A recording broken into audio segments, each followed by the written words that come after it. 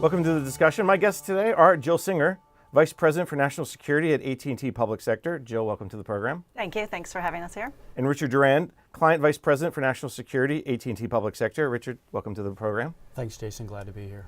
Let's start our conversation in a very familiar area, IT modernization. What's interesting about what's happening across the federal community, intel, defense, civilian agency, is you can't go anywhere, right, without this conversation of IT modernization. The administration has put a huge amount of emphasis on it. We have an IT modernization strategy. We talk about the Enterprise Infrastructure Solutions contract as really the linchpin to IT modernization. So there's a ton to talk about. So let me start at the beginning and maybe start with Jill. From an IT modernization perspective in the national security area that you focus on, what are some of the themes, what are some of the things that you're starting to see? Yeah, thanks, Jason. It is true that IT modernization is a hot topic, or transformation, whatever term you want to use. And our intelligence community customers, the national security organizations, are faced with very similar challenges as the rest of government. They have legacy infrastructure environments that they depend upon in order for their mission to be successful, but they also have ever-increasing demands for greater capability to support global missions, and how they operate that legacy environment while they also transform to the future is a tough balance. What we believe will make sense for those customers is to step into transformative technologies smartly and pragmatically.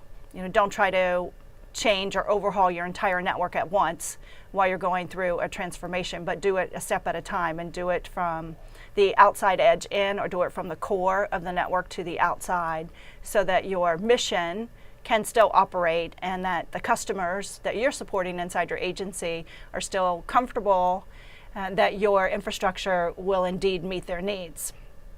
And we would also say that for transformation, that there are a lot of innovative and intriguing technologies out there, and so you should really think smartly and look at it from an architecture and engineering perspective to decide which of the intriguing technologies are really necessary to support my business and will really give me lift in my mission. So maybe that's something we'll hit upon. Let me bring Richard into the discussion as well. Richard, when you talk to your customers, when you're looking at the broad national security community, the IT modernization issue and discussion comes up, what are some of the trends, or what are some of the things you're starting to hear customers talk to?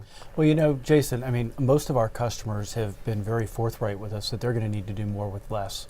There's just not enough money out there for them to continue to spend the way they have over the past decade or more on IT. So they're going to be looking for innovative ways to bring these next generation of technologies in, and quite frankly, doing it with less people. Have to, as Jill noted, they've got more mission needs than they've ever had, and require more capacity. And we're seeing them do this in some unique areas. I think we'll talk a little bit more about it, but cloud adoption has really taken off across the federal government, including the national security space. And we see this as kind of being the next step for us with networking technologies that are taking a similar path as the cloud did. I would say that the trends for missions, they are global.